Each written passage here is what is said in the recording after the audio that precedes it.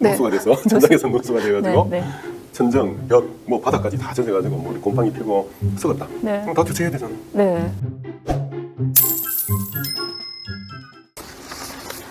네, 그럼 이번에는 누수가 생기면 어떤 법적인 책임을 지는지에 대해서 좀 여쭤볼 건데요. 먼저 누수로 피해를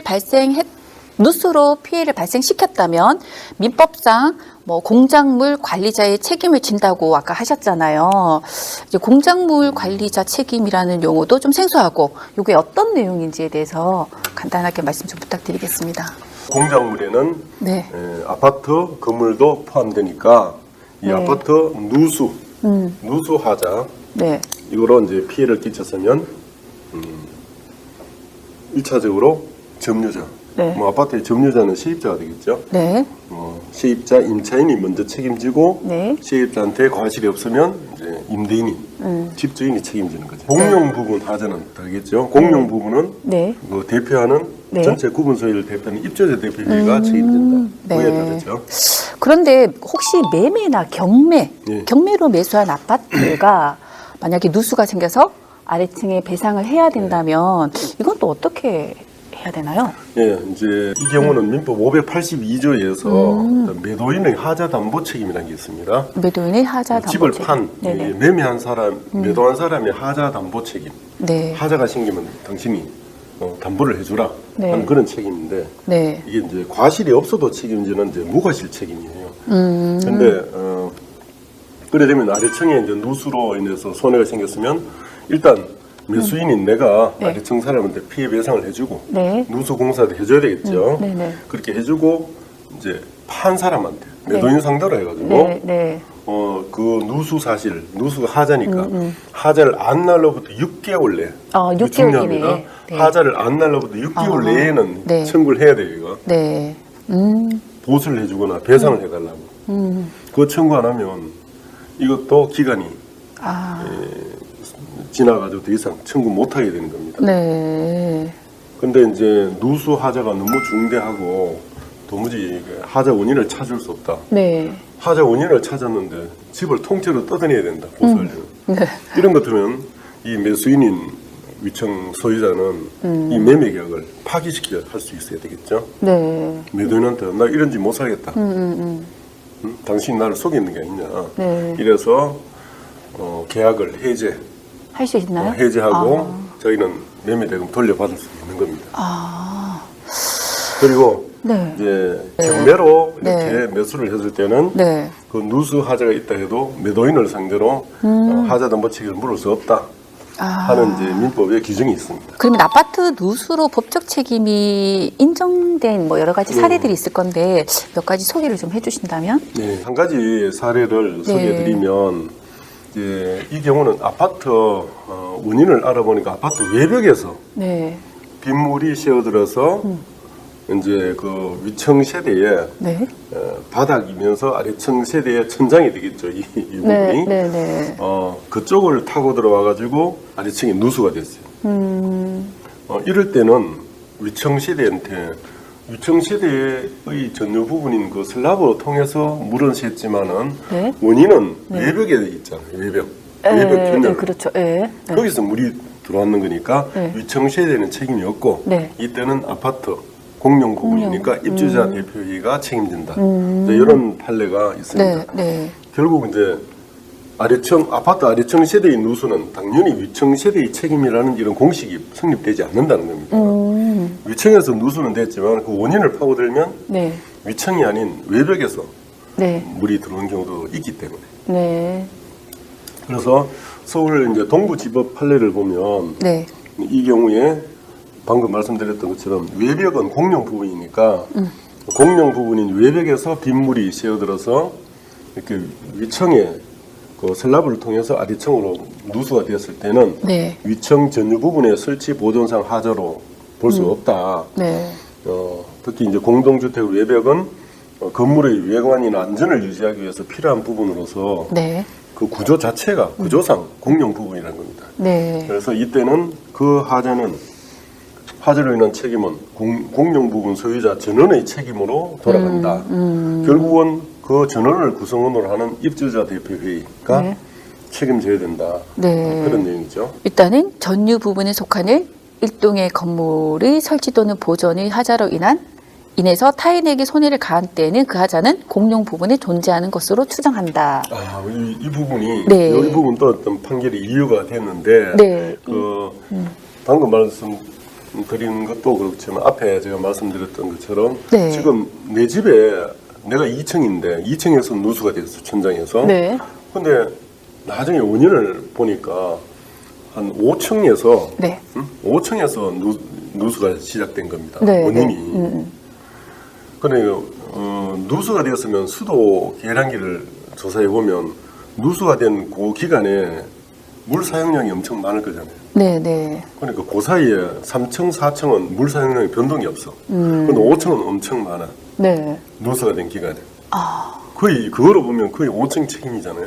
네. 사용량이 좀 그렇죠. 많네요. 네, 네. 근데 2층을 뛰어넘었기 때문에 5층 어떻게 2층을 뛰어넘어서 이게 외벽을 타고 다시 들어왔는 것 같은데 어떻게 이 과정으로 들어왔는지가 네. 모호한 경우가 있단 말이거든요. 아, 네.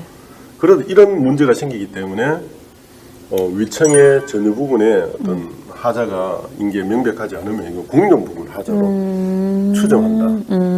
이것도 이제 어떤 판결 이유로 들었죠. 아, 그런 네. 차원에서 이거는 외벽에서 누수가 된 거로 봐가지고 네. 이거는 입주자 대표가 책임져야 된다 이렇게 본 거죠.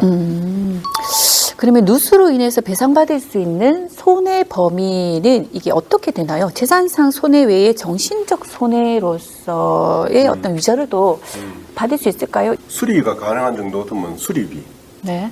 들 거고 수리가 불가능하면 거의 새 거로 교체해야 되는 거예요. 도자기, 조각품 이런 게 이제 손상이 되면 그 피해가 엄청 클 수 있습니다. 네. 간단한 문제가 아니거든요. 그렇죠. 그래서 이제 이 피해에 대해서는 사실 서로 합의하는 게 제일 좋아요. 합의 안 되면 결국은 법원에 이제 소송 제기하죠. 네. 손해배상 소송 제기하고 거기서 이제 법원에서 감정을 신청해서 손해기에 대한 감정 결과가 나오면 이제 그 감정 금액이 이제 기준이 돼 가지고 네. 이제 배상하라고 이제 판결을 내리는데 네. 이제 문제는 법원 판결을 보면 수리 가능하면 수리비입니다. 인정하는 게. 네. 근데 수리 불가능하면 교체 비용인데 네. 교체 비용도 거의 보통 한 80%만 인정해줘요. 새거 네. 새거 그대로 100% 인정이 아니고 80%만. 그동안 사용했기 때문에. 예, 사용한 네. 것 좀 감안해서 네. 80%만 인정하고 네. 그렇게 해서 감정을 하는데 그 감정 결과가 만약에 뭐 한 2천만 원 나왔다 이러면 그거 다 주는 게 아니에요 또. 거기에다가 여러 가지 사정을 고려해 가지고요 또 깎아버립니다. 대폭 한 50%까지라도. 깎지 마세요. 왜 자꾸 깎아? 그러니까 피해는 내가 2천만 원 입었는데 실제 네. 판결은 1,000만 원밖에 못 받아. 이런 이런 게 현실입니다. 그게 결국 재판하면 자 1,000만 원 받았는데 변호사비 한 500 들고 뭐 얼마 네. 들고 감정비 한 500 들고 이러면 네. 1,000만 원 받아가 남는 게 있습니까? 그러니까 서로 원만하게 합의가 잘 이루어지면 참 다행인데 그러니까 합의가 쉽지 않을 것 같아요. 그래서 이런 네. 소송이 네. 소송 비용 감안하면 뭐 진짜 고급 고가의 뭐 아까 제품이 없는 한은 네. 금액이 크게 안 나오거든요. 네. 하나 봐야 한 1, 2천 뭐 몇백 그거 위해서 소송 비용, 감정비 금에도 뭐 1,000만 원이 넘어갈 수 있어요. 또 1,000만 원 넘게 돈 들였는데 네. 실제 500만 원밖에 못 받게 되면 뭡니까? 그러니까 시간도 많이 걸릴 것 같아요. 그렇죠. 그죠? 시간도 많이 걸리고 네. 이제 그런 문제가 있습니다. 합의를 좀 잘했으면 좋겠는데 어떻게 하면은 합의를 좀 잘할 수 있을까요?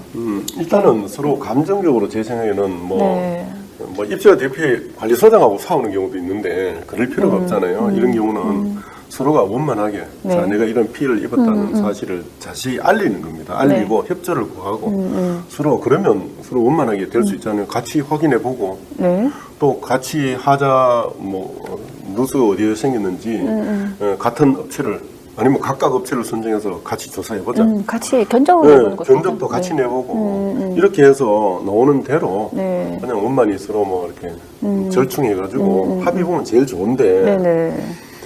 그거 잘 안 돼요. 네. 우리나라 사람들이 참 왜 그런지 모르겠는데 어쨌든 합의를 하는 게 제일 네. 실익이 있다. 네. 그죠? 네. 실익 차원에서 합의하게 되면 합의서도 꼭 이제 작성해 둬야 되겠죠. 합의서를 꼭 작성해둔다. 합의서에도 앞으로는 더 이상 이 문제로 안 다툰다는 내용도 들어가야 되겠죠. 네. 근데 합의가 잘 안 되어서 소송으로 갔을 때요. 법원에서 감정을 잘 일단 받으려면 또 어떻게 해야 되는지 일단 합의가 안 됐을 때 우리가 네. 그렇죠. 법원 네, 소송까지 갑니다. 이랬을 사실 합의도 경우에는 쉽지는 않는 게 네. 또 그 뒤에 또 터질지 모르잖아요. 누수가. 그렇죠. 또 왜냐면 터지면 어떻게 되느냐. 이런 것 때문이라도 합의가 쉽지 않고 네. 일단 합의가 안 되고 소송까지 가면 제일 중요한 거는 감정 결과가 잘 나와야 네. 금액이 잘 나와야 손해배상 그죠? 네. 그래야 내가 더 받을 수 있는 거잖아요. 네, 일단은 법원이 50% 깎는다 해도 네. 감정 금액이 높으면 50% 깎아도 높은 거잖아요. 맞아요. 네. 그래서 감정이 중요한데 네. 그러려면 이제 현장을 잘 보존해야 되겠죠. 네. 현장을 현장. 잘 보존한다. 근데 소송해가지고 법원 감정인이 감정하러 나올 때까지 보통 소송 재개만 3, 4개월은 걸려요. 아이고야. 그때까지 그 상태를 유지해야 됩니까? 어떻게 그게 살아요, 어렵죠. 그러면? 네. 그래서 대부분의 경우 자기 돈으로 먼저 수리를 해버려요. 그러니까 그 돈을 청구합니다. 근데 이렇게 감정까지 끝까지 가는 경우도 있지만 네. 그렇게 집이니까 그렇게 네. 살기가 어렵잖아요. 그런 상황에서. 그래서 어쨌든 현장 잘 보존하고 네. 감정에 참고될 어떤 자료들 네. 아까 그때 피해 입은 사진. 그러니까 이제 내가 수리를 먼저 급하게 하더라도 예. 수리하기 전에. 사진이나 동영상 보고도 감정을 할 수 있기 때문에 사진도 다 항목별로 찍고 동영상도 다 찍어 놓으면 그거를 이제 감정인한테 제시를 하죠. 네. 제출을 하는데 이제 법원에 제출하면 법원이 감정인한테 주는 겁니다. 네. 원래는 감정인한테 바로 주면 안 되는 겁니다. 네네. 그래서 이 피해 물품 목록 작성하고 아까 사진 다 찍고 네네. 그리고 또 이제 미리 보수업체한테 견적서 또 몇 개 받아가 네. 그것도 참고 자료를 내놓는 게 감정인이 감정하는 데 도움이 됩니다. 그렇구나. 일단은 소송을 제기해서 감정까지 하려면 시간이 꽤 오래 예. 걸리는 것 같아요. 정상적인 거주를 일단은 해야 되는데 그러면 하루빨리 이것을 보수할 수 있는 방법은 없나요? 일단은 뭐 급하니까 대부분 내 돈 내고 먼저 네네, 보수를 하죠. 네. 해놔놓고 이제 그 지출한 그 증빙을 네. 돈 지불한 이때는 내 돈 내고 보수할 때는 내가 처음부터 통장으로 송금을 해야 돼요. 현금 주면 증거가 안 돼. 통장으로 증거를 남겨야 되겠죠. 네네, 증거. 통장으로 송금을 네. 다 하고 그 증거를 법원에 제출하면 네. 판사가 이제 법원에서는 그게 뭐 허위가 아닌 이상은 그 금액을 기준으로 뭐 물론 상당 부분 깎지만 네. 인정을 해줍니다. 네. 그렇지 않고 일단 현장을 보존한 상태로 소송을 하려 하면 네. 증거 보존 신청이라는 게 있어요. 증거 네. 보존 절차. 네. 이거를 하면 아까 정식 소송 제기해서 감정을 하게 되면 3, 4개월. 3, 4개월 걸린다 했죠. 네. 근데 증거 보존 절차를 하면 네. 거의 한 달이나 한 달 보름 만에 감정을 할 수가 있어요. 그때까지만 네. 기다리면 되죠, 현장을. 네네네. 이런 증거 보존 신청이라는 이런 제도를 네. 활용하면 조금 시기를 당길 수는 있다. 그러네요. 그러면 가해 세대에 임차한 경우 있잖아요. 가해 세대에 임차인인 경우에는 임차인이 무조건 이것을 책임을 져야 하는 건가요?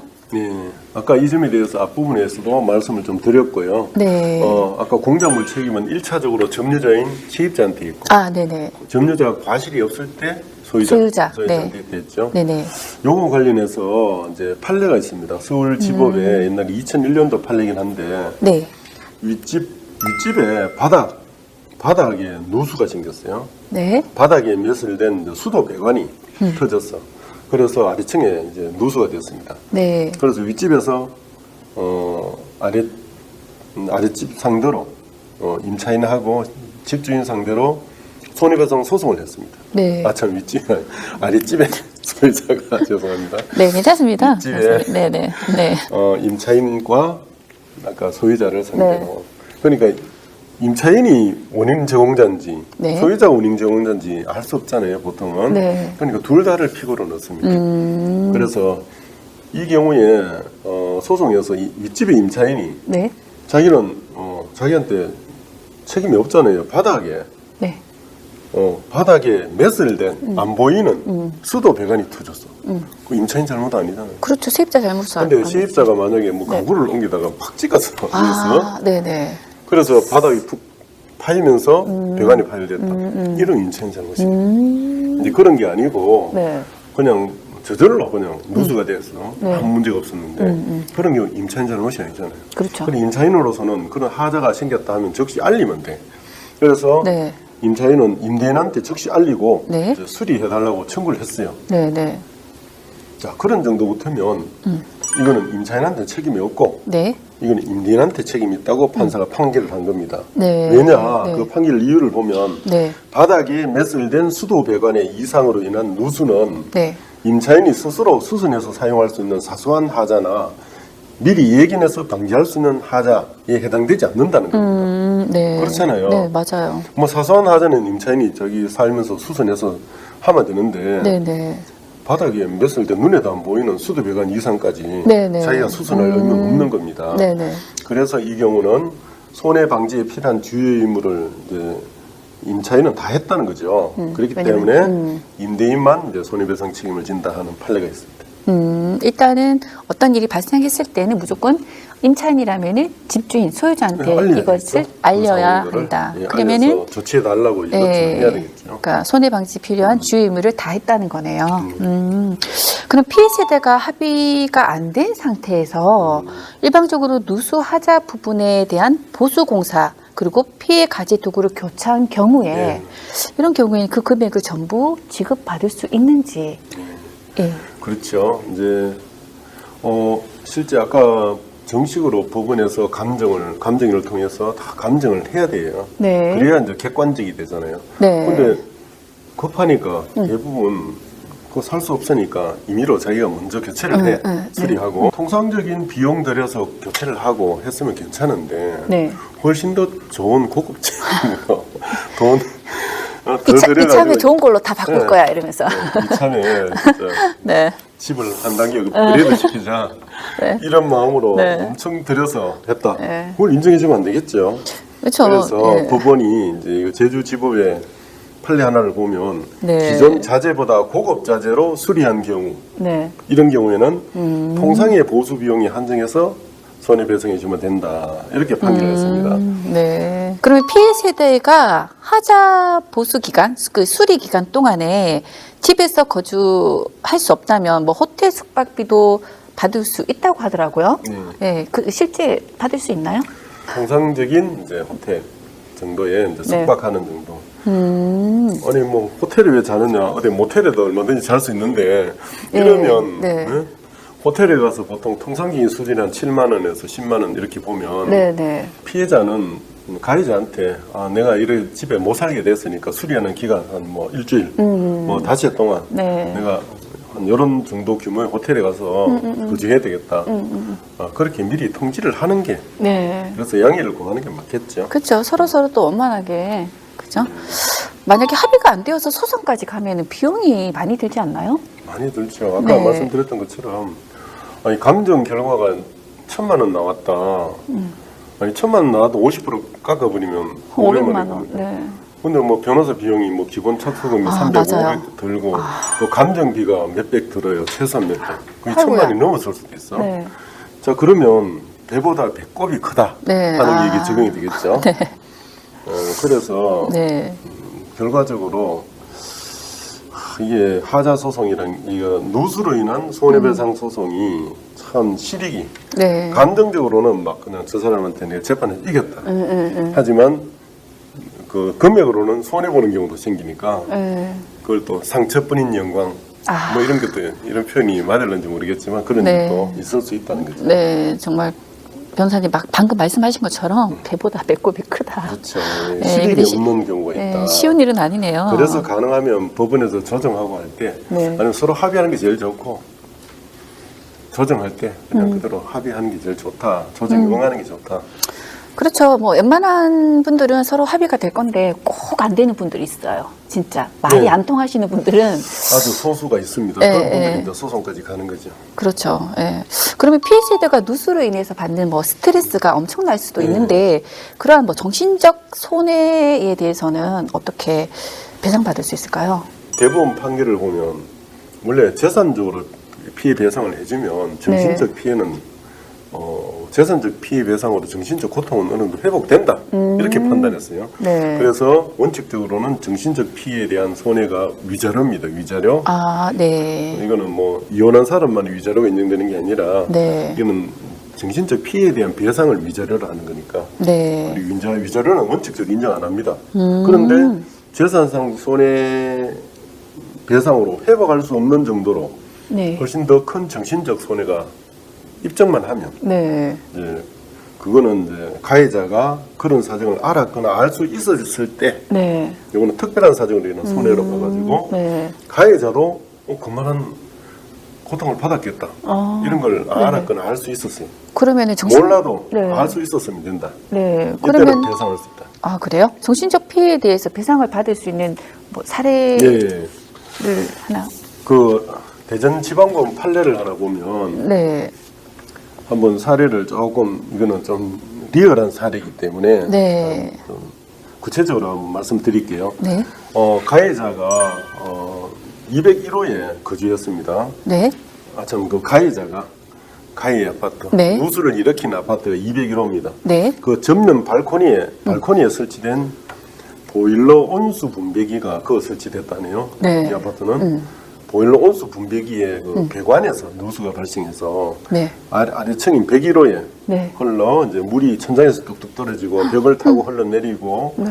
또 물이 방바닥에 고여가지고 생활을 할 수 없다. 방바닥이 고였다. 잠도 못 자겠네요. 심각하죠? 네.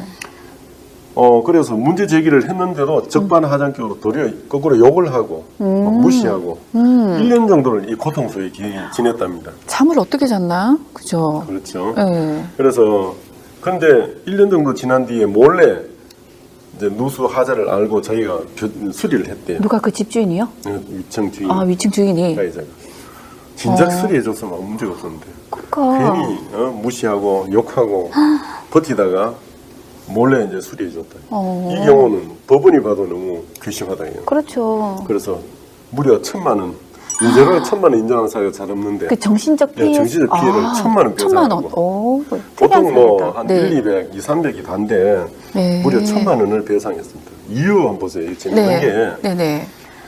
피해자가 천장이 떠들어져 있잖아요. 네. 지금 개방돼 있고 네. 또 찢어지고 변색된 벽지, 철제 물바지와 방을 가로지르는 호스, 바퀴벌레, 어머. 곰팡이, 악취, 우중충함, 축축함 등 폐가와 같은 환경에서 1년 동안이나 살아야 했던 점.